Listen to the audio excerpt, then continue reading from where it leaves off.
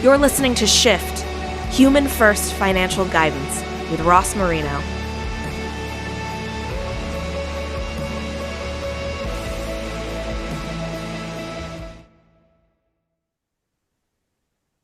Today, we are shifting the conversation with Cameo and Brandy. Hello, ladies.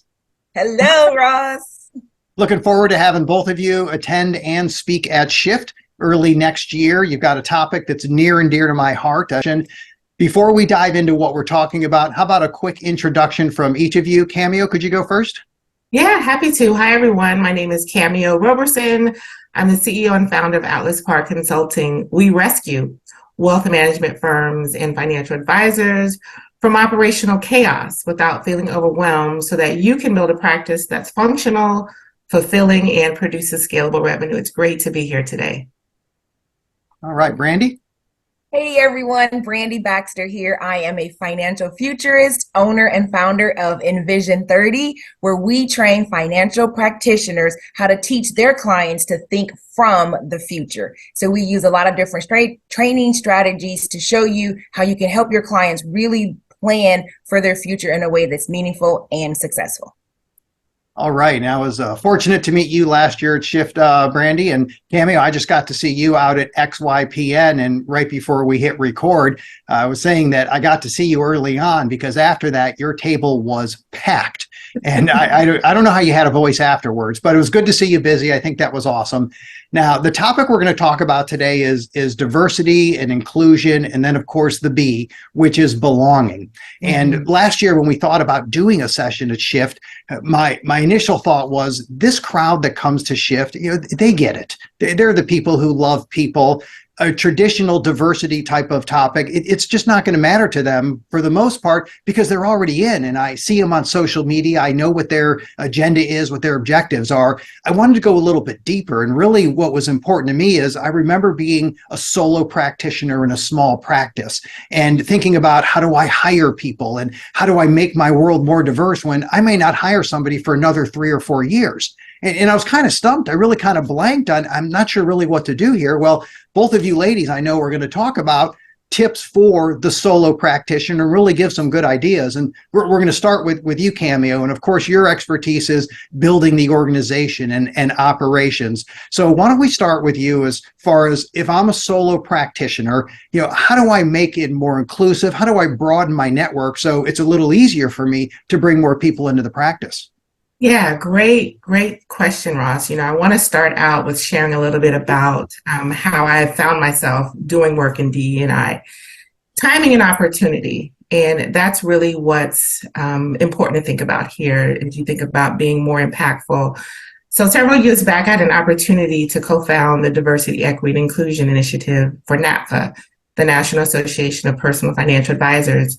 And when I went to the conference, I noticed two things. I noticed one, a panel of primarily white individuals talking about DE&I and the impact that it would have on diverse communities, but there were no one of diverse communities on the panel. And it shocked me that no one who looked like me sat on that panel giving insights and feedback. So at the closing conference session that day with then CEO Jeff Brown, the question of, well, what is NAPFA doing around DE&I? And timing and opportunity, crossroads happened where I then had an opportunity to step out and to be impactful and noticing that there was a challenge and how could I contribute to that? So when I think about solo practitioners and those who are really passionate about DE&I, you have an opportunity if you're looking for it, right? If you notice that there's opportunities to make a change. And so that's one of the first things I'd share is look for opportunities where you can be impactful, where you can come up and share the things that you're passionate about and really impact organizations for the good so that those from diverse communities have an opportunity to be successful and to be heard. Now, from an operations perspective, you have a unique challenge. You have the ability to work with clients as well as managing your practice as a whole. And I think about it kind of from 5 different domains. What do you want to be when you grow up? Business strategy and planning, business development. How are you going to get clients, short-term and long-term, as well as optimizing operations, technology and tools, and then leveraging teams and human capital. And so if you think about how you can bring in diverse individuals into your organization, you want to think about, well, what do I need? What kind of support do I need? And starting from there. Once that gets going, then you'll have an opportunity to really chart the way forward and figure out how I can bring in diverse individuals into my organization, where I'm living out, I'm being intentional with bringing these individuals into my company. I remember when we were posting a new job, and this was actually just a while ago, and you would know this, Cameo, because I shot you an email. I knew if we just did the traditional path, we would run into the traditional people that apply for jobs at our organization. And I've seen it year after year. And eventually I asked somebody about that, and someone had made the comment. Actually, it was Janya Stout, who she actually went onto a campus at a university. She's from the 401k industry, and went and talked to the lacrosse team and told all these ladies about 401ks and employee benefits, and ended up getting a bunch of interns who then joined her practice. And I thought, oh, Janya, that's what an awesome move, right? She went outside her normal channel. So when we had this job ready, I thought, you know what? I'm just going to send an email, and I sent it to you, Cameo, and a few other people, and said, well, we got a job. It's out there. Because my guess is you're going to pass that along to people that probably we wouldn't normally run into.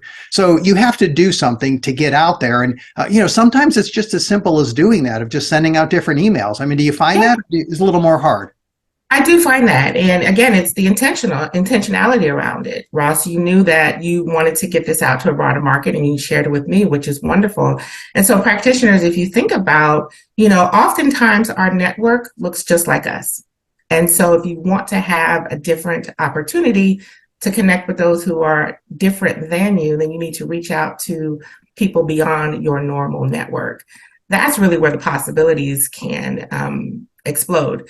And you getting access to top tier, excellent talent that you have never had a chance to cross paths with if you didn't step out of your comfort zone. That's a step in intentionality that I think most solo practitioners in smaller firms, even larger firms, should really think about. Makes a lot of sense. So let's shift over to you, Brandy. And Cameo is obviously an expert in the organization and building out internally and bringing people in. You have a little broader perspective. So how about you talk about, what should we pay attention to? What are things to be aware of? Just, kind of open our eyes on what's going on out there. Absolutely, Ross. So my introduction to DE&I started with AFCPE, the Association of Financial Counselors Planning and Education. And I was invited to be on the task force. And I was like, okay, what is this all about? And through my work on the task force, we have just really been intentional about making sure that the organization is aware of trends, aware of skills, programming, et cetera, as an organization, so that we can help our members really incorporate DE&I in their practices and the organizations where they work. And so one of the things that is really top of mind for me is reframing the conversation. It's so easy for us to go with the easy target of, DE&I, diversity, that means people who don't look like me. But one of the things that I have found a delight in learning is that it can often be the things that we take for granted when we look through our lens as an individual. And so that looks like, am I a seeing person? Have I taken time to really think, how does my practice connect with someone that's non-seeing? Am I a hearing person? How does my practice connect with someone that's non-hearing? And recently, Ross, I feel like this diversity conversation is just an ever-growing journey for all of us, because every week when I look, there's like a new letter being added. And so for me, the hot letter right now is the A. So it's diversity, equity, inclusion, belonging, which you mentioned, and now A, which stands for accessibility. And so as a private practitioner, it's not enough to just say, hey, I'm bringing on people who don't look like me, but really we want to challenge the listener to say, how does my practice make it accessible for people who are not like me to engage with me? You mentioned the young lady who went to the lacrosse field to bring on new clients and interns and et cetera. But how have we really thought about the way our practices can connect with people who are not seeing, who are not hearing, et cetera, et cetera? bringing in more of an accessibility aspect to it. And then coupling that with, now that I have reached out and done the marketing to attract someone that may be a little different than me, how do I make sure they feel like they belong? For example, my daughters and I watched this show. I won't say the name, but anyway, one of the characters is colorblind. And it always, every time they mention that the character is colorblind, it fascinates me to think, what is that like to go through life colorblind? Because we take it for granted that we all can see colors very clearly and distinctly. And so as a practitioner, I even need to think about the background in my Zoom screen. Does this color somehow create an inaccurate visual for a client that may be colorblind? Not putting the responsibility on the individual to come and wear a banner to say, here are all my things that make me different from you. But me taking the initiative and say, you know what, there may be things that clients will come to me that they're different from me. Have I already made a plan to accommodate them in case this comes up and they need me to have a plan in place for them? Yeah, it's just growing and growing. So as I'm listening to you, I'm now running through things in my head in my office because, I'm an advisor with ADD and that's what we do. So I'm pretty sure I caught most of it. But of course, I'm doing an inventory now in my office of, okay, how accessible is it? But to kind of backpedal with that, it takes me back to the early days when I remember first noticing, and I still see it on websites today, where I'll look down an entire web page and all I see is white guys. And then there's a white woman in HR.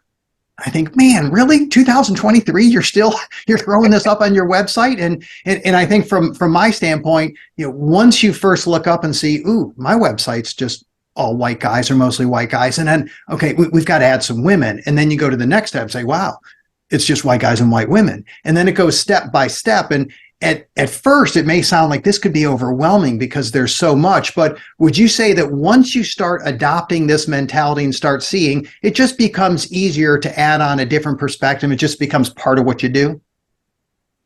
Cameo, you want to speak first and then I can go next? Yeah, happy to. So I would say yes, absolutely, because the more you take the care and concern to think about how other people are impacted by working with you, or different images or things that Brandy shared about, her Zoom background, it then becomes a part of your culture and it's woven into everything that you do, everything that you think about. And so it becomes more commonplace. Absolutely. And Ross, it reminds me, so my daughters, they're now 12 and 13. And I remember when they were younger, 2 and 3, and we all have the conversation of share with your sister and don't be mean to your sister and treat your sister the way you want her to be treated. My personal opinion is at the heart of all of the diversity, equity, inclusion work that we are striving to do, it really stems from a place of being other-centered.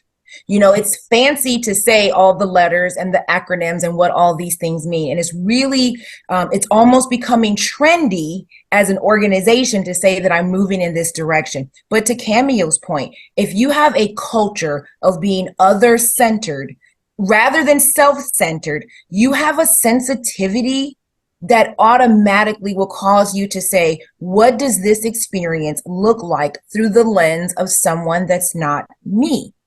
And that really is so countercultural to what we're learning from marketing, what we're getting in business school, what we're getting in entrepreneur classes. Everything is, I have this and I'm going to give it to you. I have this and I'm going to give it to you. But really, my belief is when you come from a diversity, equity, inclusion experience and a platform, and that's the place that's really motivating you, it starts with saying, it's not about me. It's about you. And what can I do to make your experience with me the most enjoyable, the most successful, and the most beneficial so that I have not wasted your time? Mm-hmm.